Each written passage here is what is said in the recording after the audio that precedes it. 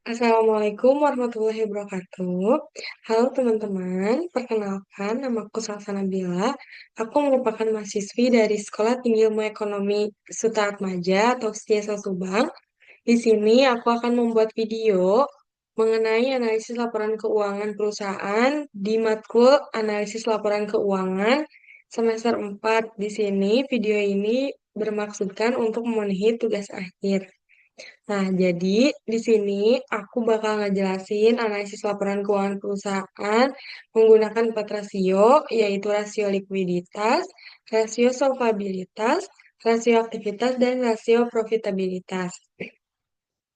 Langsung saja ke rasio pertama, yaitu ada rasio likuiditas. Rasio likuiditas sendiri menurut Fred Weston menyebutkan bahwa rasio likuiditas atau liquidity ratio merupakan rasio yang menggambarkan kemampuan perusahaan dalam memenuhi kewajiban atau utang jangka pendek, di mana apabila perusahaan ditagih, perusahaan akan mampu untuk memenuhi utang tersebut, terutama utang yang sudah jatuh tempo. Nah, teman-teman, di rasio likuiditas ini memiliki 5 rumus untuk perhitungannya. Rumus yang pertama itu rasio lancar atau current ratio. Rasio lancar ini memiliki rumus current ratio sama dengan aktiva lancar atau current asset dibagi dengan utang lancar atau current liabilities. Lalu yang kedua ada rasio cepat atau quick ratio. Rumusnya itu quick ratio sama dengan current asset dikurangi inventory atau persediaan dibagi dengan current liabilities. Lalu yang ketiga ada rasio kas atau cash ratio. Cash ratio sama dengan kas dan bank dibagi current liabilities. Lalu selanjutnya ada rasio perputaran kas. Rasio perputaran kas itu memiliki rumus penjualan bersih dibagi dengan modal kerja bersih.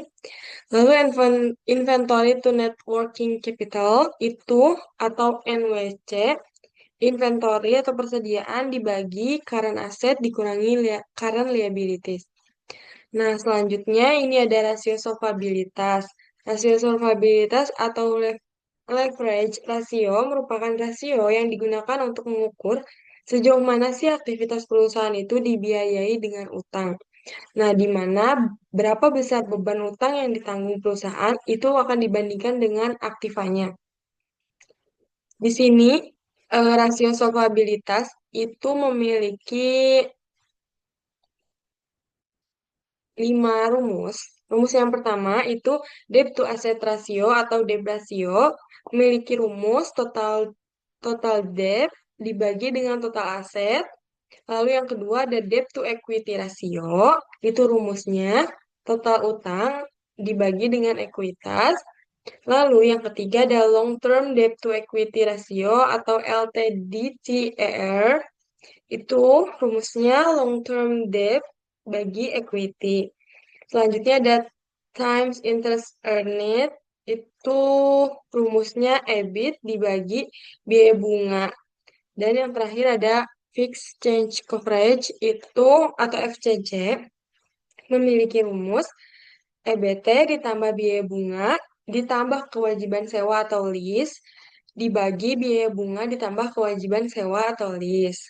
Nah, selanjutnya ada rasio ketiga yaitu rasio aktivitas. Rasio aktivitas ini atau activity ratio merupakan rasio yang digunakan untuk mengukur efektivitas perusahaan dalam menggunakan aktiva yang dimilikinya. Atau dapat dikatakan pula rasio ini digunakan untuk mengukur tingkat efisiensi atau efektivitas pemanfaatan sumber daya perusahaan. Di rasio aktivitas ini memiliki 7 rumus. Rumus yang pertama itu ada perputaran piutang atau receivable turnover. Itu rumusnya penjualan kredit dibagi rata-rata piutang. Nah, yang kedua itu masih sambungan dari rumus perputaran piutang yang dimana itu untuk menghitung hari rata-rata penagihan piutangnya atau days of receivable. Itu rumusnya jumlah hari dalam 1 tahun itu dibagi dengan perputaran piutangnya.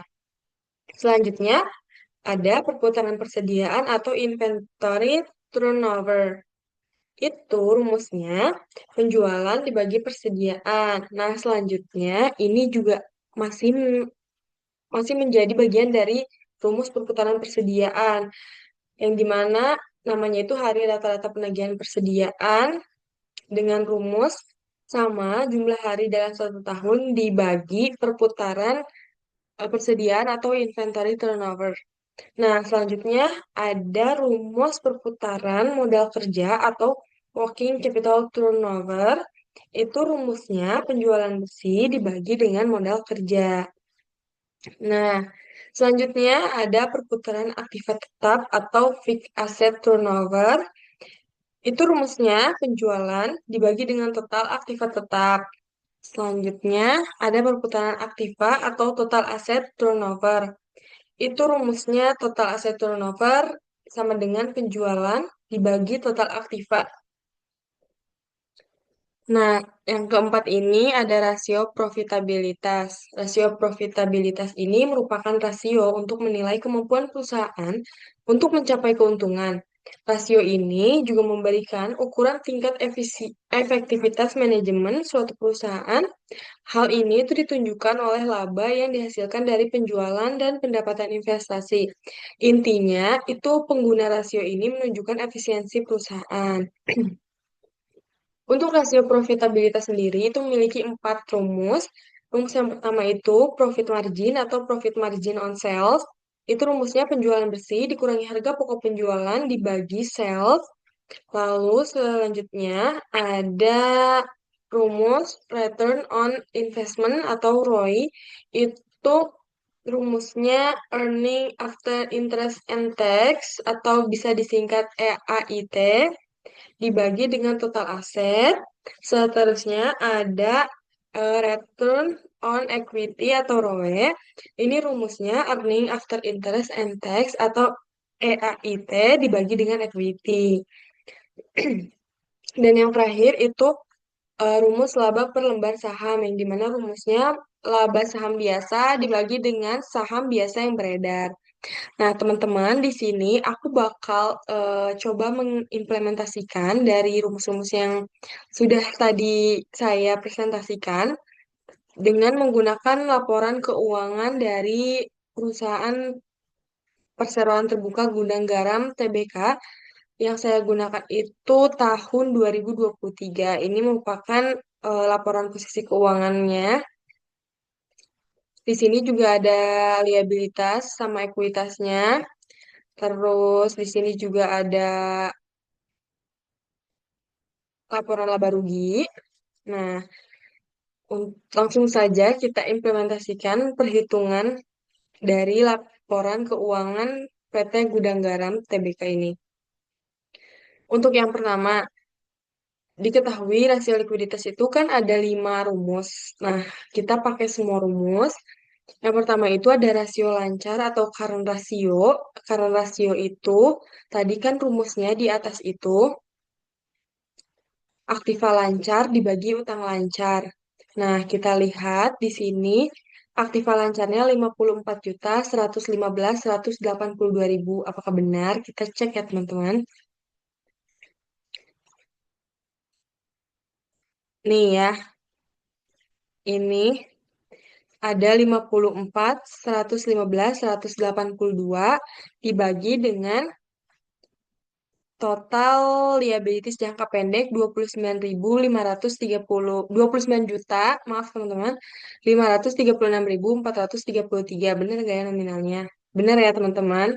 29.536.433 dibagi aja langsung, itu hasilnya 1,83 kali. Nah, terus selanjutnya untuk rasio cepat atau quick ratio juga sama. Di sini rumus quick ratio itu karena aset dikurangi eh, siapa yang ini teman-teman. Jadi karena aset dikurangi persediaan. Kita cek ya benar gak? Iya benar. Karena aset dikurangi inventory dibagi dengan current liability. Nah, karena nominalnya tadi sudah diketahui current aset dengan current liabilities-nya. Jadi kita sekarang hanya mencari persediaannya saja. Kita lihat persediaannya itu di laporan. Nah, laporan posisi keuangan di sini ada persediaan 2023 itu 46 juta. Kita lihat benar gak ya teman-teman? Nominalnya 46.485.966. Ditotalin aja hasilnya 0,26 kali. Lalu selanjutnya ada rasio kas atau cash ratio. Tinggal dimasukin aja dari seperti yang tadi saya jelaskan di rumus-rumus yang sebelumnya saya jelaskan dan samakan di laporan keuangan yang emang akan dianalisis. Di sini nominalnya 4.256.264 itu dibagi 29.536.433, hasilnya itu 0,14 kali. Nah, untuk rasio perputaran kas itu senilai 118.952.997 dibagi dengan 3.659.736,5, itu hasilnya 32,5 kali. Terus untuk rumus inventory to net working capital atau inventory to NWC itu rumusnya sudah tadi saya jelaskan dan jika diimplementasikan dengan laporan keuangannya itu senilai 46.485.966 dibagi dengan 24.578.749, hasilnya 1,89 kali. Nah, di sini ada sedikit analisis mengenai rasio likuiditas. Nah, untuk rasio yang pertama atau current rasio itu hasilnya 1,83 kali. Di sini saya me- mempunyai standar industri yaitu sekitar 1,5. Jadi untuk hasil 1,83 itu karena rasionya itu aman atau di atas standar minimal yang sudah saya tentukan yaitu 1,5. Nah, untuk quick ratio itu hasilnya 0,26 kali. Pasti rendah karena itu di bawah standar industri yang sudah saya tentukan. Rendah karena ketergantungan pada persediaan. Lalu ada cash ratio yaitu sebesar 0,14 kali, itu sangat rendah karena kas tidak cukup bayar utang. Lalu yang selanjutnya ada cash turnover ratio itu sebesar 32,5 kali, tinggi. Kas berputar cepat. Lalu ada inventory to NWC itu 1,89, persediaannya sangat besar terhadap NWC. Nah, selanjutnya kita hitung juga rasio kedua, yaitu rasio solvabilitas. Nah, untuk rasio solvabilitas itu yang pertama, teman-teman ada debt to asset ratio atau debt ratio. Di sini debt rasionya itu nominalnya itu yang pertama ada 31.587.980 dibagi dengan 92.450.823, hasilnya 0,34 atau 34%. Lalu yang kedua, ada debt to equity ratio, yaitu sebesar 31.587.980, itu dibagi dengan 60.862.843, hasilnya 0,52 atau jika dikepersenkan yaitu 52%. Selanjutnya ada long term debt to equity ratio, yaitu memiliki nominal 2.051.547, itu dibagi dengan 60.862.843, hasilnya 0,034 atau 3,4. Selanjutnya ada times interest earned, itu memiliki nominal 7.439.598 dibagi dengan 578.782, itu hasilnya 12,85 kali.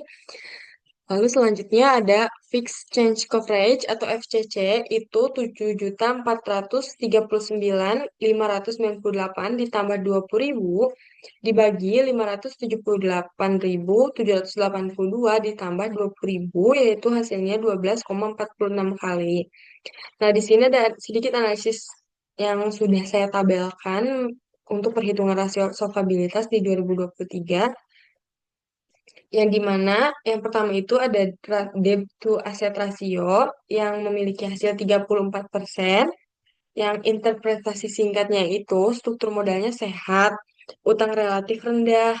Lalu selanjutnya ada debt to equity ratio yang memiliki hasil 52%, yang dimana interpretasinya yaitu ekuitasnya jauh lebih besar dari utang. Selanjutnya ada long term debt to equity yang memiliki hasil 3,4%, yang dimana utang jangka panjangnya sangat kecil. Selanjutnya ada times interest earned, itu hasilnya 12,85 kali, yang dimana kemampuan membayar bunganya juga sangat baik. Selanjutnya, atau yang terakhir, fixed change coverage itu memiliki nominal 12,46 kali, yang dimana interpretasi singkatnya itu kemampuan membayar bunga dan sewanya juga sangat kuat. Nah, selanjutnya kita hitung untuk rasio aktivitas. Rasio aktivitas ini cukup lumayan banyak karena untuk satu rasionya juga butuh hitungan yang akan dihitung per harinya gitu. Contohnya perputaran piutang dan perputaran persediaan. Oke, kita langsung aja ke perputaran piutang atau receivable turnover. Itu nominalnya 118.952.997 dibagi dengan 2.066.766, hasilnya 57,56 kali. Nah, di sini ada rumus yang kedua, atau ini tuh rumusnya masih termasuk rumus perputaran piutang ya, teman-teman. Namanya itu hari rata-rata penagihan piutang atau days of receivable. Jadi rumusnya itu 365. Nah, 365 ini tuh bukan dari laporan keuangan ya, teman-teman, tapi dari jumlah angka satu tahun. Itu dibagi dengan 57,56 sama dengan 6,35 hari.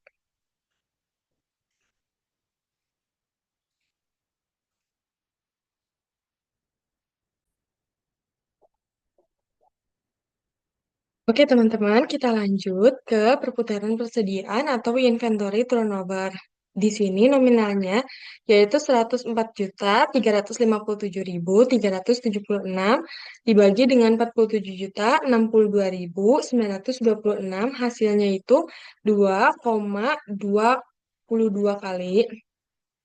Lalu, di sini juga ada rumus yang masih terikat kepada perputaran persediaan, yaitu di mana perputaran persediaannya itu ditagih menggunakan rata-rata harian atau hari rata-rata penagihan persediaan, days of inventory. Nominalnya itu 365, itu merupakan jumlah hari dalam satu tahun, dibagi dengan 2,22, itu dari hasil dari perputaran persediaan, hasilnya 164,4 hari. Selanjutnya, ada perputaran modal kerja atau working capital turnover. Di sini nominalnya 118.952.997 dibagi dengan 25.449.433, hasilnya 4,67 kali. Lalu ada perputaran aktiva tetap atau fixed asset turnover, di mana nominalnya 118.952.997 dibagi dengan 28.488.737 sama dengan 4,18 kali. Nah, selanjutnya ada perputaran aktiva atau total aset turnover, itu memiliki nominal 118.952.997 dibagi dengan 90.506.720, yaitu hasilnya 4,18 kali. Nah, di sini ada sedikit analisis tabel aktivitas. Di sini untuk rasio receivable turnover hasilnya 57,56 kali, days of receivable 6,35 hari, inventory turnover 2,22 kali, days of inventory ada 164,4 hari, working capital turnover ada 4,67 kali, fixed asset turnover ada 4,18 kali, dan total asset turnover ada 1,31 kali. Di sini saya memiliki analisis komprehensifnya. Untuk analisis komprehensif, kekuatan utama efisiensi piutang, hari penagihan piutang di 6,35 hari itu sangat cepat karena bisa mengurangi resiko piutang tak tertagih.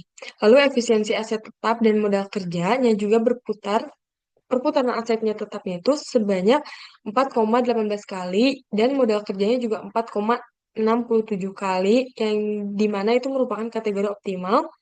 Lalu untuk kelemahan kritisnya manajemen persediaan di mana dalam days of inventory yaitu memiliki jumlah 164,4 hari itu terlalu tinggi karena akan berpotensi meningkatkan biaya penyimpanan dan resiko penurunan nilai stok.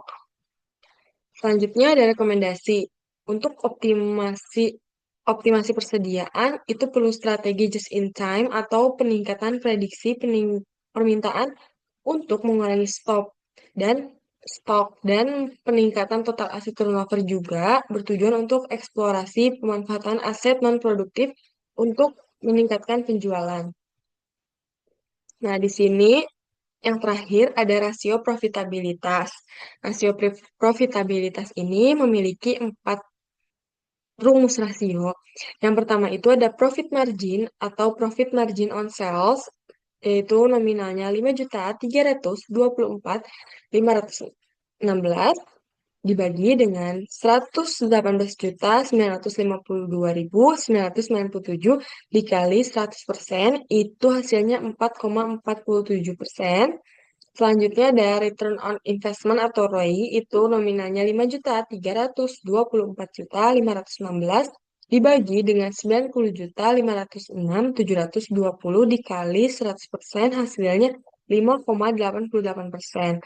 Lalu ada ROE atau return on equity yaitu 5.324.516 dibagi dengan 59.359.405 dikali 100% nominalnya 8,97%. Dan yang terakhir itu ada laba per lembar saham yang dimana 5.324 di nah, 516 dibagi dengan 1.924.088.000 itu hasilnya 2.767 itu adalah harga per lembar sahamnya teman-teman atau laba per lembar sahamnya. Maaf. Oke, di sini ada tabel secara keseluruhan. Nah, ini untuk analisis komprehensifnya. Yang dimana pada titik kekuatan itu untuk pertumbuhan laba bersih di tingkat eh, tadi bertambah 91,6%. Ya, meskipun penjualannya turun, tapi menunjukkan efisiensi biaya. Dan untuk ROE atau return on equity sebesar 8,97% yang kompetitif itu juga mencerminkan pengembalian yang baik untuk pemegang saham. Dan untuk kelemahannya, di sini kita lihat profit margin yang sangat rendah, yaitu 4,47% yang dimana mengakibatkan tingginya HPP sebesar 87,7% dari penjualan. Lalu ada ROI atau Return on Investment sebesar 58,8% itu juga merupakan di bawah rata-rata industri biasanya, ya, di mana menandakan asetnya itu belum dioptimalkan maksimal. Selanjutnya ada untuk rekomendasi perusahaan ini mungkin bisa menekan biaya produksi, misalnya efisiensi rantai pasok untuk meningkatkan profit margin, atau optimalisasi penggunaan aset, EJ, percepat perputaran persediaan untuk meningkatkan ROI atau Return of Investment. Nah, teman-teman, mungkin segitu aja pemaparan presentasi atau penjelasan mengenai analisis laporan keuangan menggunakan 4 rasio dari saya, Selasa Nabila. Terima kasih atas perhatiannya. Saya tutup. Assalamualaikum warahmatullahi wabarakatuh.